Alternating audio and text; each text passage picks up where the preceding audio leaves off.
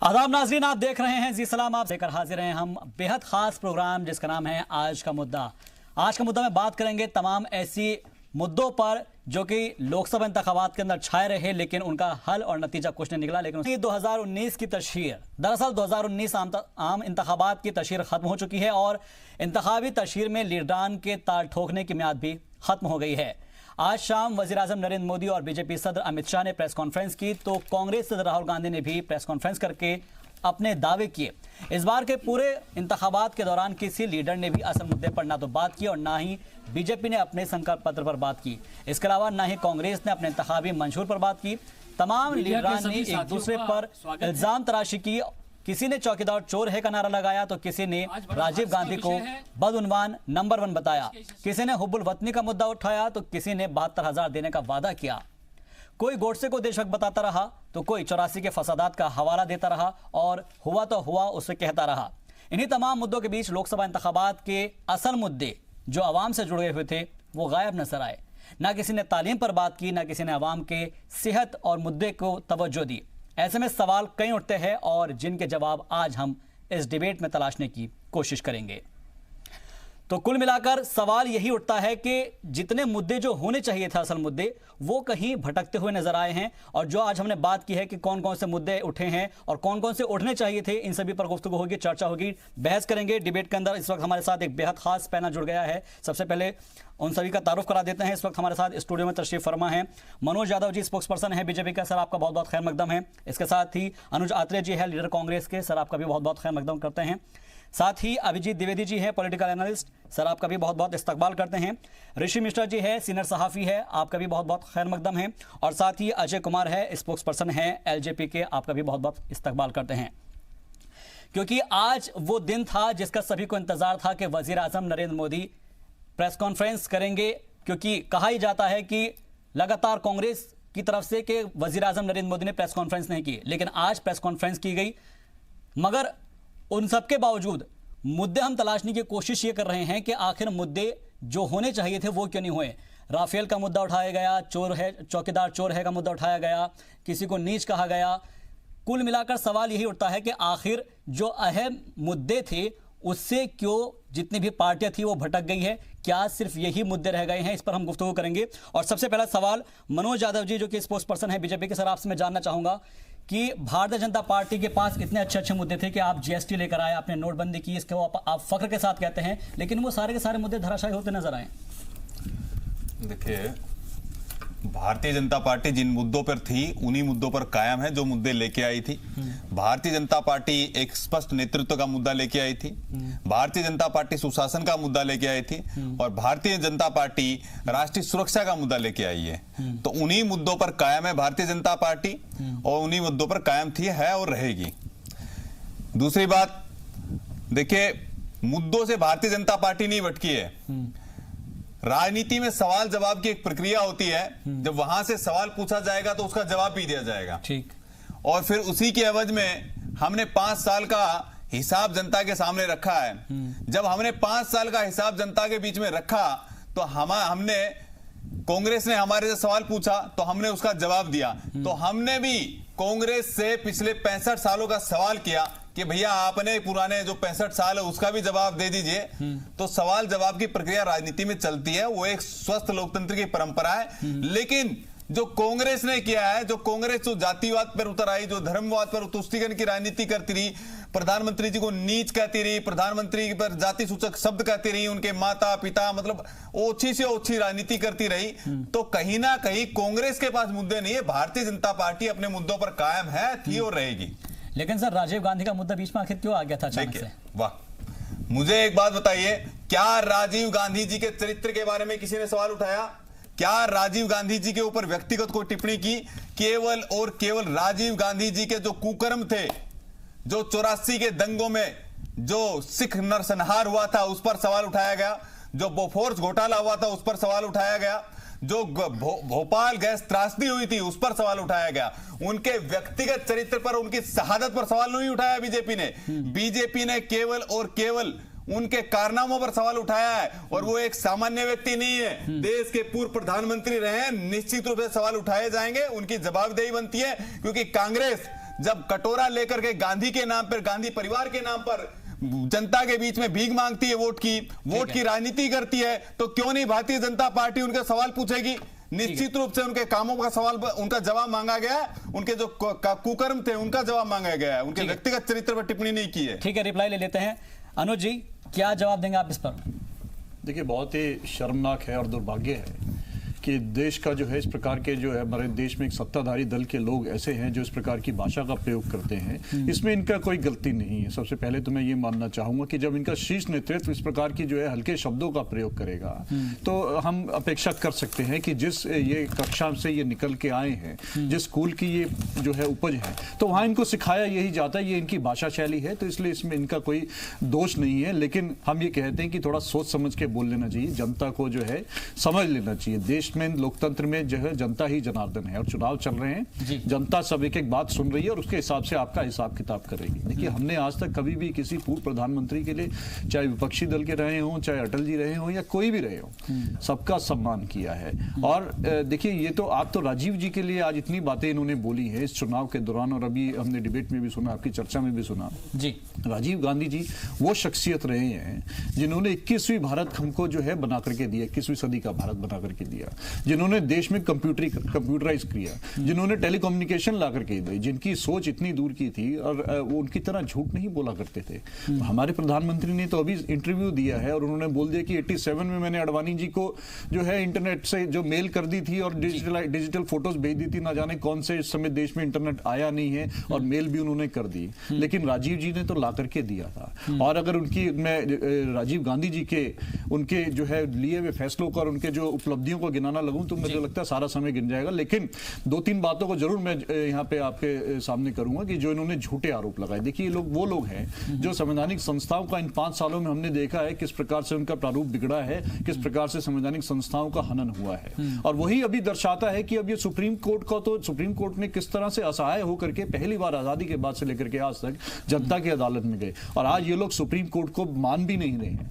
जिन निर्णयों के बारे में, जिन मुकदमों के बारे में ये चर्चा करते हैं, बोफोर्स की इन्होंने बात करी, तो बोफोर्स में इनको याद होना चाहिए कि सुप्रीम कोर्ट तक मामला पहुंचा था और सुप्रीम कोर्ट ने जो है उसमें क्लीन चिट दी थी कि राजीव जी का उसमें कोई रोल नहीं था और किसी प्रकार का कोई वो नहीं रोल। बावजूद उसके इनकी सरकार ने, मोदी जी की सरकार ने 13 साल बाद दोबारा अपनी जो है कहीं ना कहीं द्वेष भावना से उसको खोलवाने की कोशिश की, कहीं फिर से बदनाम करने की कोशिश की, प्रयास किया, लेकिन सुप्रीम कोर्ट से कुल मिलाकर यह है कि जो मुद्दा होना चाहिए था वो मुद्दा हुआ नहीं है। और 30 सेकंड और दीजिए, मैं अपनी बात खत्म कर दूं। देखिए, ये तो रहा बोफोर्स का जवाब। अभी इन्होंने उसके बाद मामला किया था 84 दंगों का। देखिए, 84 दंगों में निश्चित तौर पे जो दंगे हुए वो बहुत देश के लिए दुर्भाग्यपूर्ण था। 35 साल हो गए उस बात को, हम उस बात को आज भी अगर याद करते हैं तो सब लोगों की आत्माएं झकझोर जाती हैं, सिहर जाती है। और निश्चित तौर पे उसमें कहीं कोई माफी नहीं है, कहीं कोई किंतु परंतु नहीं है, बहुत गलत हुआ वो, और जिन लोगों ने किया उनको सजा मिली। कांग्रेस पार्टी से संबंधित जो नेता थे उनको कांग्रेस पार्टी की सरकार ने 500 से ज्यादा लोगों के खिलाफ मुकदमे दर्ज करा करके उनको जेल की हवा खिलाई और 80 से ज्यादा लोगों को उम्र कैद मिली है।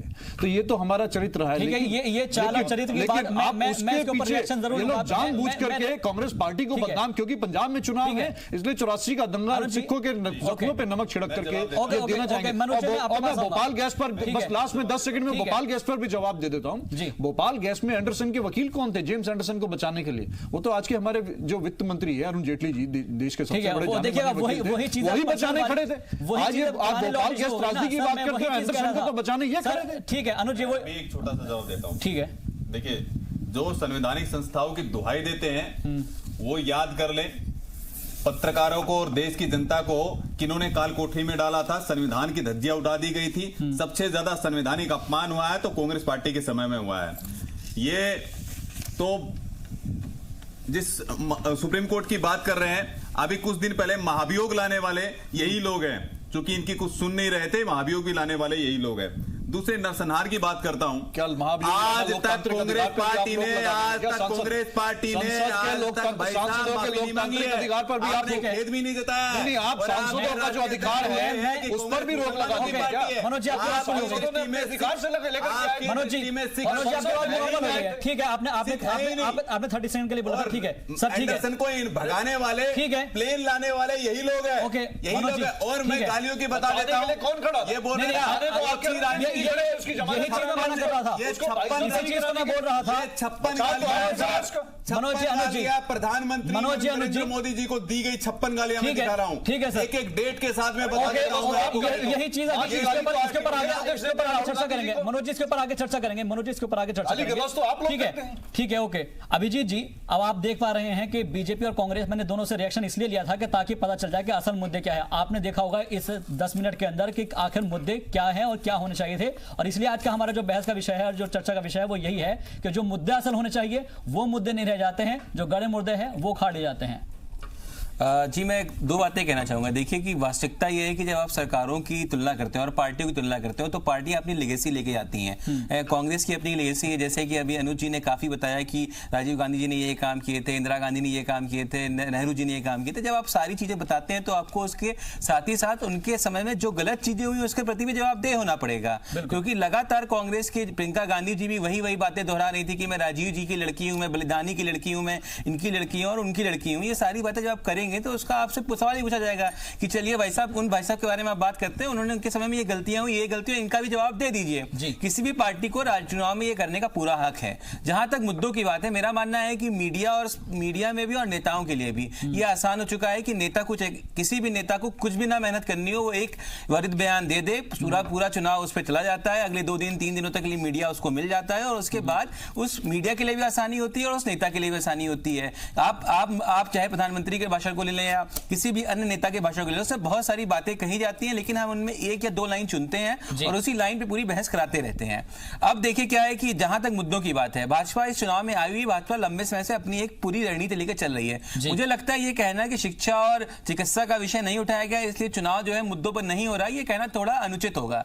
वास्तविकता यह है कि देश का चुनाव है, देश के चुनाव में देश की सीमाएं भी होती हैं, देश के बहुत सारे मुद्दे भी होते हैं, इसलिए देश की क्या अर्थनीति होगी वो भी मुद्दा बनेगा, देश की विदेश नीति क्या होगी वो भी मुद्दा बनेगा, देश की सुरक्षा की क्या हालत है वो भी मुद्दा बनेगा, राष्ट्रीय अस्मिता के चिन्हों की क्या हालत है वो भी मुद्दा बनेगा। ये सारे मुद्दे भाजपा उठा रही है। साथ साथ भाजपा ये कहना चाहती है अपनी तरफ से कि हमने गरीब लोगों के लिए या आर्थिक रूप से या सामाजिक रूप से पिछड़े हुए तबकों के लिए ये योजनाएं लाई थी। दूसरी तरफ विपक्ष क्या कर रहा है, विपक्ष को आप देखें तो विपक्ष कुंभकर्णी 4 वर्ष की कुंभकर्णी नींद के बाद जागा है और उसके बाद उन्होंने अचानक से एक दिन राहुल गांधी जी स्वयं जागते हैं 2015 की एक डील को और राफेल पे कहना शुरू करते हैं कि ये करप्शन है, उसके बाद वो प्रूव नहीं कर पाते हैं उस चीज को। तो कुल मिलाकर चुनाव लाता भी कौन है? आप विपक्ष ने, आप ये बताइए पिछले 4 सालों में या 5 सालों में कितने आंदोलन कांग्रेस ने किए देश भर में, जिन आंदोलनों को वो 10 दिनों तक किए हो।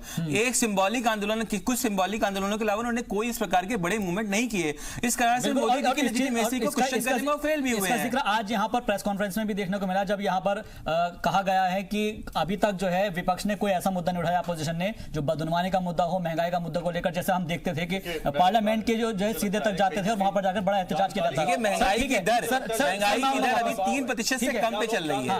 आप देखिए राफेल का मुद्दा। अनुज जी, मैं बीच में नहीं बोलूंगा, मैं एक बार बात कर दूं, आप बोलिएगा। अनुज जी मैं एक बार बात रख दूं, आप कहते रहिएगा। देखिए अनुज जी, अगर आप देखें राहुल गांधी जी जागते हैं और जब तक दिसंबर में फैसला आता है राफेल का, तब तक तो वो राफेल बोलते हैं। उसके बाद उनको लगता है कि अब राफेल का मुद्दा उनके हाथ से निकल रहा है तो वो कुछ नए मुद्दे लेके आते हैं और उसमें भी अचानक से बोलते हैं। उनके अलग नेता अलग बात करते हैं, जिसके कारण से जनता में साफ मैसेज नहीं जा पाता है कि मुद्दे हैं क्या वास्तव में। आप देखिए लगातार सिर्फ अलायंस की बात चलती रहती है और अंदर कोई अलायंस हो नहीं पाता है। इसलिए वास्तव में मुद्दे खड़े करने में विपक्ष कहीं ना कहीं विफल रहा है, क्योंकि कुछ विपक्ष की भी गलती रही कि उसने इस चुनाव को मोदी वर्सेस ऑल कर दिया है। इसलिए कहीं ना कहीं विपक्ष को ऐसा लगता है कि मोदी जी को हटाओ और मेवा खाओ, उस मेवे को बांटते रहो आपस की व्यवस्था में, वही रणनीति में वो चल रहे हैं। ठीक है ऋषि मिश्रा जी, क्योंकि 10 सेकंड में मैं अभी आपको 10 सेकंड की बात का जवाब ठीक है, देना चाहूंगा, 2 बातों का जवाब देना चाहूंगा। मुझे लगता है कि जानकारी का या तो अभाव है या जानकारी जानबूझ करके छुपाई जा रही है। 2 विषय अभी अभिजीत जी ने कहा कि राफेल का मुद्दा खत्म हो गया, राहुल जी ने राफेल का मुद्दा नहीं उठाया। शायद आप, या तो मैं आज भी आपकी उनकी प्रेस कॉन्फ्रेंस में अगर आपने देखा हो तो एक देश में राहुल गांधी ही एक ऐसे नेता हैं जो आज भी राफेल को ठोक करके कह रहे हैं कि 30,000 करोड़ रुपए का उसमें चोरी हुई है और एक उद्योगपति को उसमें लाभ पहुंचाया गया है और सीधे प्रधानमंत्री कार्यालय उससे इन्वॉल्व था। प्रधानमंत्री जी की डायरेक्ट नेगोशिएशन, डायरेक्ट डीलिंग चल रही थी। और रही बात आपने कहा कि अलायंस तो हमारे लिए मुद्दा कभी रहा ही नहीं। अलायंस तो आप बताइए ना कब कांग्रेस की तरफ से मुद्दा उठा। आप कहते हैं कांग्रेस ने धरना प्रदर्शन नहीं दिया। अगर विपक्ष के नाते 5 सालों में जितने धरने प्रदर्शन कांग्रेस पार्टी ने किए हैं तो और किसने किए? जनता की आंखें खोलने का काम किसने किया? आज अगर देश में महंगाई की बात होती है, अगर चौकीदार के नाम पर जनता, चौकीदार बोलते ही जनता के मुंह से चोर निकलता है तो ये कांग्रेस का अभियान है। अगर आज नौकरियों का प्रश्न बार बार पूछा जा रहा है इनसे, जो 2 करोड़ नौकरियों का वायदा की राजनीति भैया आप करते कांग्रेस के हैं। द्वारा उठाए गए मैं आपको बता रहा हूं, फूंक कर काटने की राजनीति मत जो कीजिए। काला धन का लाया हुआ आप ही ने बोला था ऐसे सवाल नहीं आ रहे। देखिए जो हमारे व्यूअर्स हैं उनको समझ नहीं आ रही है कि से आज तक मुद्दे ये है। साफ ठीक है, साफ आपने एफिडेविट जमा करके माफी मांगी सुप्रीम कोर्ट से। अनुज जी आपका कंप्लीट हुआ? आप डाइवर्ट करने का प्रयास मत कीजिए, आपके पास मैं कोई बाकी मुद्दा पैनलिस्ट नहीं पर है। आना चाहूंगा, मैं बाकी लोगों पर आना चाहूंगा, मैं आऊंगा। एक बात और कहना चाहता हूं। मैं आपके पास आऊंगा, मैं आपके पास एक आऊंगा। विषय कह दूं, भाजपा की जो सरकार थी उसने 4 सालों में बहुत सारे मूवमेंट किए। उनके जब भी वर्ष होते थे, पूरे 1 वर्ष पूरा 4 साल बेमिसाल हो, देश आगे बढ़ रहा है, काफी आगे बढ़ा है। देखिए इस तरीकों की नहीं सरकारी पैसे को तो देखिए ऐसा है कि 2013 में कांग्रेस ने भी अपनी लाया था प्रचार करने के लिए कि हमने देश में ये विकास किया है। उस विषय को आप छोड़ दीजिए। वास्तविकता यह है कि भाजपा ने इस प्रकार के मुद्दे चलाए, कांग्रेस इस प्रकार से किसी के मूवमेंट को चलाने में विफल रही है। मैं बीच में रोकना चाहूंगा, मैं आप दोनों को बीच में रोकना चाहूंगा क्योंकि और भी पैनलिस्ट हमारे साथ हैं, उनका भी सम्मान करना बेहद जरूरी होता है। ऋषि मिश्रा जी, क्योंकि अभी जिस तरह से आप देख भी पा रहे हैं यहाँ पर कि जो मेहमान हैं उसी हिसाब से बात कर रहे हैं कि जो जिस हिसाब से पॉजिटिव है वो अपनी पॉजिटिविटी बता रहा है, लेकिन एक्चुअल में बात यह है कि जिन मुद्दों को लेना चाहिए था उसको पब्लिक डोमेन के अंदर नहीं लेकर आया गया। ये बात ठीक है कि जो अभिजीत जी कह रहे हैं कि ये मुद्दे हैं, लेकिन उनको पब्लिक डोमेन में नहीं लेकर आया गया। आज बात होती है कि वो कौन जाति का है, कोई राहुल गांधी की शहरियत का मुद्दा उठाता है, कोई वजीर आजम नरेंद्र मोदी को गालियां दे रहा है, ये मुद्दे उठ रहे हैं, कोई साध्वी प्रज्ञा का मुद्दा उठाता है कि गोड से देशभक्त है या राष्ट्र विरोधी है। तो ये मुद्दे अगर उठ रहे हैं तो क्या जो इंतखाबी मंशूर है, जो मैनिफेस्टो है, उनका कोई मतलब नहीं रह गया फिर? बिल्कुल, आप देख रहे होंगे 2-3 दशक से आप यदि तुलना करें, 2-3 दशक में जो जितने भी चुनाव हुए हैं भारत में, उनसे यदि तुलना 2019 के चुनाव को कीजिएगा तो ये पहला चुनाव है जिसमें भय, भूख, भ्रष्टाचार, महंगाई, बेरोजगारी की कहीं बात नहीं हो रही है दोनों तरफ से। ये नहीं कि कांग्रेस की तरफ से ही, मतलब मैं कह रहा हूं बीजेपी की तरफ से भी इन मुद्दों की बात नहीं हो पा रही है। जिस प्रकार से कांग्रेस का जो नेगेटिव अप्रोच है प्रचार करने का, वो भी कांग्रेस को कहीं ना कहीं भारी पड़ती दिख रही है। आप बताइए, जजमेंट राफेल का, आपका हक है कि राफेल का मुद्दा आप उठाइए, आपका हक है, आप प्रधानमंत्री पे से जवाब मांगिए, आपका हक है कि आप सरकार के जो काम जो उन्होंने किया उस पर प्रश्न चिन्ह उठाइए, लेकिन बिना जजमेंट आए किसी व्यक्ति को, वो भी जो व्यक्ति भारत का प्रधानमंत्री है, एक संवैधानिक पद है, आप उनको कह रहे हैं कि चौकीदार चोर है। ये कैसा राजनीति है, निगेटिव कांग्रेस की राजनीति है,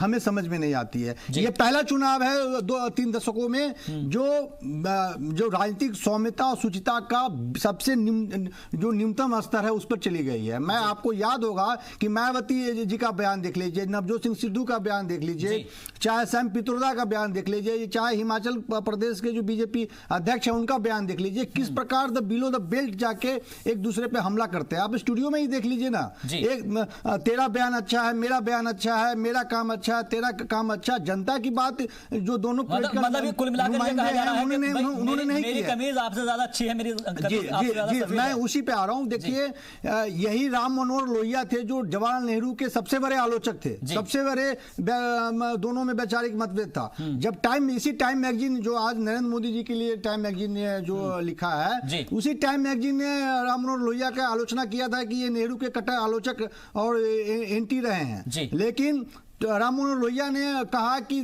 सबसे यदि मैं बीमार भी पड़ूंगा और एक दवा कोई लेके आएगा तो वो है जवाहरलाल नेहरू।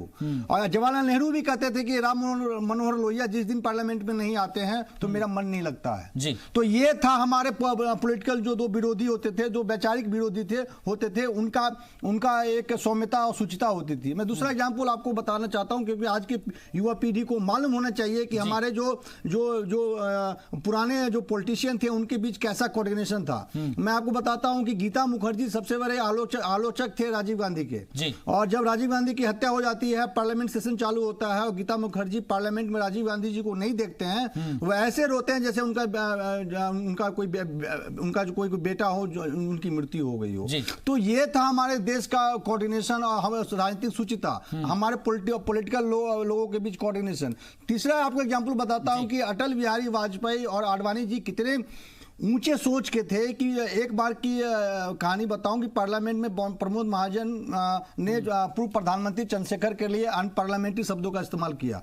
वही वाजपेयी थे कि जो प्रमोद महाजन को लेके जाते हैं चंद्रशेखर के पास और माफी मंगवाते हैं। कहां चली गई वो राजनीति? लेकिन वो सियासत अब चली गई है सर, वो सियासत अब देखने को नहीं मिलती है, इसलिए हम चर्चा इस पे कर रहे हैं। अजय कुमार जी क्योंकि हमारे साथ जुड़े हुए भी हैं। अजय जी, बिहार के इलेक्शन की हम बात करें, खासतौर पर बिहार को इसलिए कह रहा हूं क्योंकि एलजेपी का अपना अच्छा खासा वोट बैंक है, खासतौर पर बिहार के अंदर। हालांकि ये बात और है कि बाकी जगह पर भी आपकी जो काफ़ी अच्छी पकड़ है, लेकिन बिहार के अंदर अगर हम देखते हैं तो जिस तरीके से नीतीश कुमार की पार्टी को लेकर हमेशा टारगेट किया जा रहा है तेजस्वी की तरफ से कि आपने अपना इंतखाबी मंशूर जारी नहीं किया है, मैनिफेस्टो जारी नहीं किया है, उसके ऊपर आपकी रिएक्शन चाहूंगा मैं।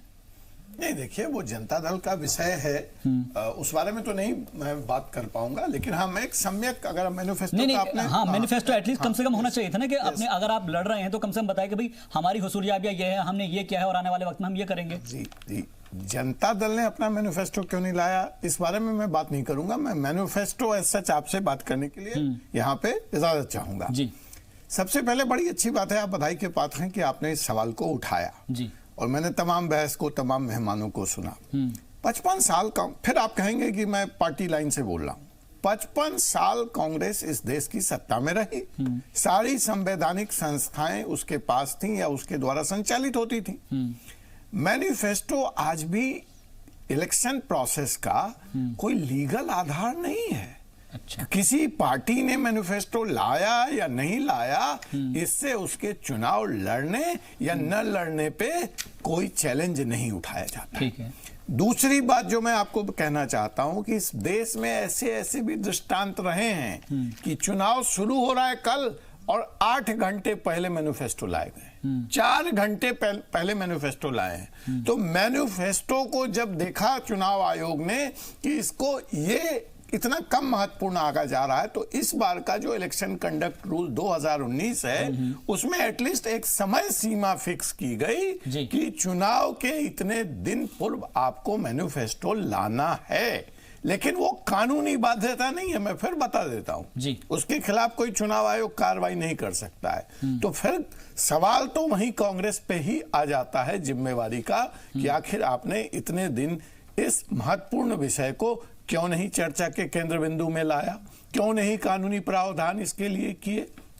अब आती है दूसरी बात जी, इस पूरे दौर में चलिए हमारा तो कैरेक्टर ढीला है साहब, हम मान लेते हैं रासलीला वही करते हैं। तो ये जो हमारे रासलीला करने वाले मित्र लोग थे ये अपना मैनिफेस्टो लाए, कितने मंच से वायनाड में, अमेठी में, रायबरेली में बताएं हमारे कांग्रेस के साथी कि उन्होंने मैनिफेस्टो पे, छोड़िए हमने क्या किया, हम हमारी आलोचना करें, स्वागत है उनका, अपने मैनिफेस्टो को केंद्र बिंदु में रख के कितने मिनट और कितने सेकंड का भाषण कांग्रेस के शीर्ष नेतृत्व ने दिया। आज अगर मैं कांग्रेस के साथी यहां बैठे हैं, मैं उनसे पूछ लूं कि उनके मैनिफेस्टो के 16 नंबर पे आइटम क्या है, एजेंडा है, तो उनको नहीं मालूम। यहां पे उन्होंने इतनी लंबी चौड़ी तकरीर की, क्या उन्होंने अपने मैनिफेस्टो की चर्चा करी? और जब इस बात को हम और आगे बढ़ाएंगे तो सवाल उठता है कि जो मैनिफेस्टो आपका पुराना था उसमें से 16 आइटम कट और पेस्ट करके आपने नए मैनिफेस्टो का सिर्फ नाम, बिल्कुल, यानी कि आप ये कहना चाह रहे हैं कि ये सिर्फ महज रस्म बनकर रह गई है, मतलब और इसको फॉलो नहीं किया जा रहा है। सीरियसनेस है ही नहीं, सीरियसनेस नहीं है, इसको फॉलो नहीं किया जाता है और शायद यही वजह है कि धीरे-धीरे खत्म हो रहा है। ठीक है, रिचुअल बन के रह गया। ठीक है सर, मैं आपके पास आऊंगा सर, कांग्रेस की तरफ मैं आऊंगा।